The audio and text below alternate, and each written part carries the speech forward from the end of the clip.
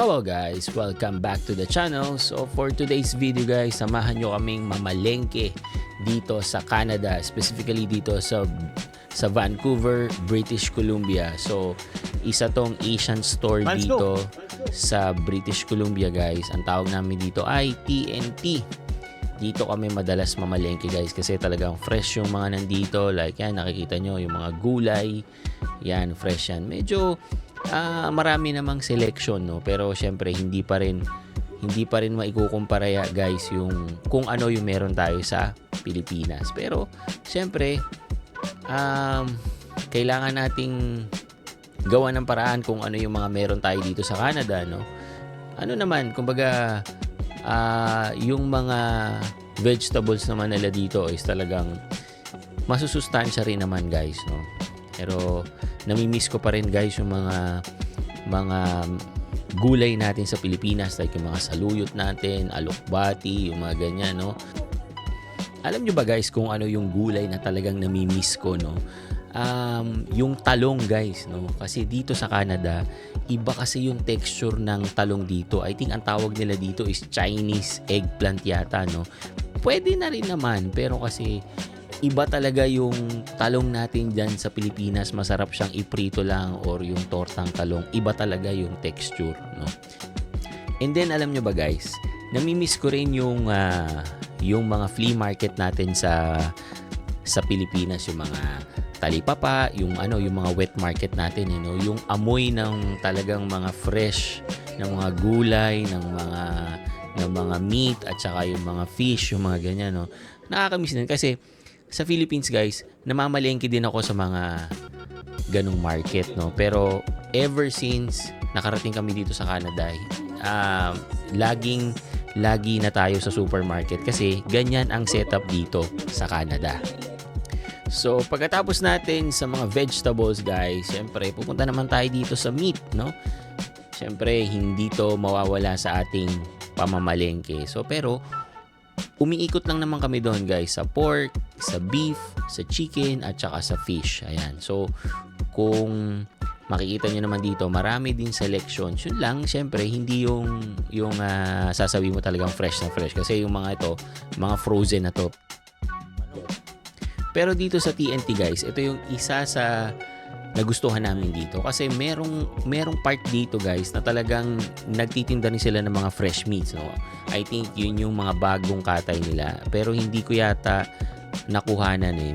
Medyo nandun sa dulo. Yun. Pwede ka dong mag-order ng mga fresh na meat. Pero ang nakita ko lang is fresh na pork and beef, no? Pero chicken, wala. At dito rin guys, mamaya makikita nyo, meron din silang mga fresh na mga fish, no? Kaya gustong-gusto namin dito sa TNT guys kasi nung kami ay bago dito sa Canada, usually, 'di ba, ang pupuntahan mo talaga dito Walmart, Save-On Foods, yung mga ganyan, no?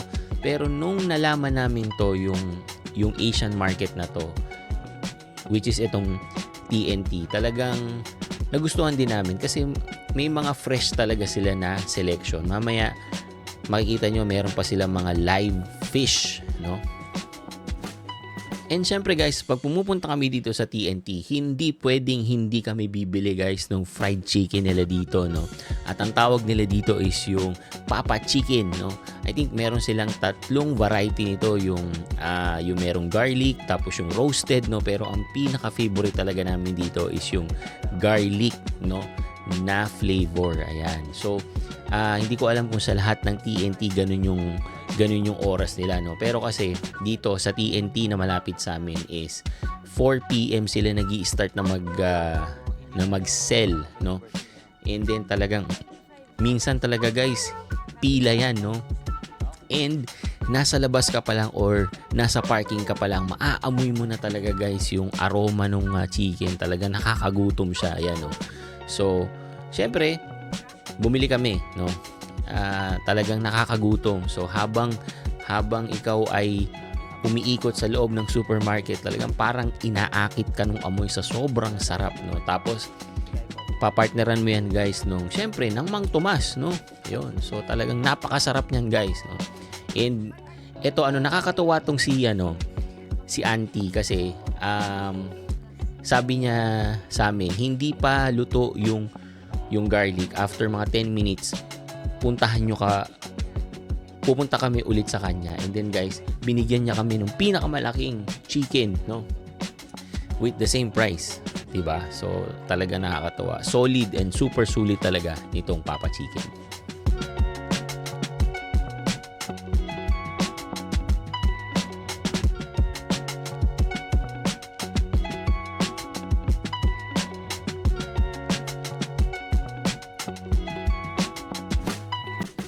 And sabi ko nga kanina guys, nandito na tayo sa pinaka-exciting na part nitong supermarket, which is yung seafood section. So makikita nyo dito guys, may mga live sila ng mga crab, may mga lobster, tapos meron pa dyan yung mga fishes guys, meron silang tilapia, pampano, yan, talagang napaka-fresh talaga. Kaya yan yung isa sa mga binabalikan namin dito sa TNT. So yun guys, so tapos na kami mamalengke dito, so babalik na kami ng parking. Ayan, napakaganda pa rin ng weather, although maulan at napaka-gloomy pa rin dito sa Vancouver kasi kakatapos ng umulan guys. Pero again, napakaganda pa rin ng city namin dito sa British Columbia. Ayan, so pabalik na tayo ng kotse at kailangan na nating ilagay yung mga napamili natin. Ayan, at ayan ang ating sasakyan na very very reliable. Ayan, so papasok na natin guys yung mga pinamili natin. Ito guys, mga good to for 2 weeks. Ayan, syempre malalakas kami kumain, di ba? So mga every 2 weeks kami namamalengke dito sa Canada, no? And ang budget namin mga nasa 500 to 800. Ayan, and that is good for 2 weeks for family of 6. Ayan. So, kailangan syempre na meron tayong laging stock kasi ayokong nagugutom yung mga anak ko, no? Ayan.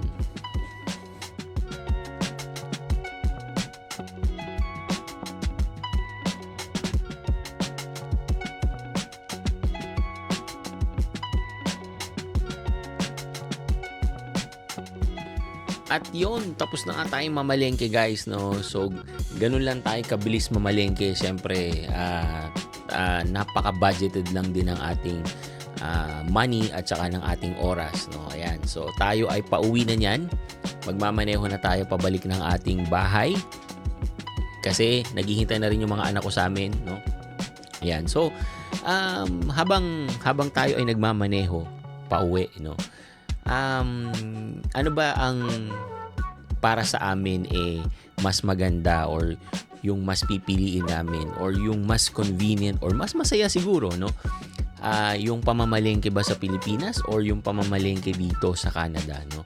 Mahirap kasing ikumpara guys sa totoo lang, no? Kasi dito sa Canada, ang unang napansin ko talaga dito is bihira ka makakita ng fresh, no? Talagang dito, syempre kapag nagpupunta ka ng supermarket, 'di ba? Most of them are frozen, 'di ba? No, hindi katulad sa Pilipinas, 'di ba? Ang dami mong selection, ang dami mong option, 'di ba? Pupunta ka lang sa labas ng bahay, marami tayo diyang talipapa, 'di ba? Hindi katulad dito sa Canada, walang ganun, guys. So kung ikaw ay mamamalengke, talagang pupunta ka sa supermarket na malapit sa inyo, no? And siguro ang isang advantage dito sa Canada, of course, napaka-relax lang kapag nagpupunta ka sa supermarket kasi naka-aircon, 'di ba? Walang putik, yung mga ganyan, 'di ba?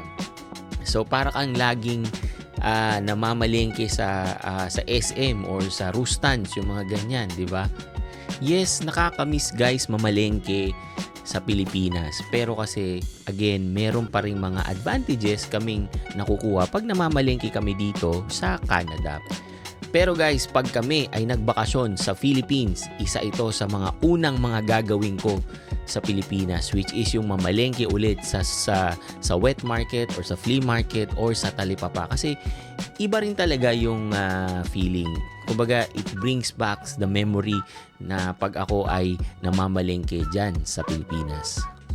Again guys, maraming salamat sa pagsama sa amin dito sa aming pamamalengke dito sa Vancouver. So, thank you again for watching guys and see you on my next video. Peace!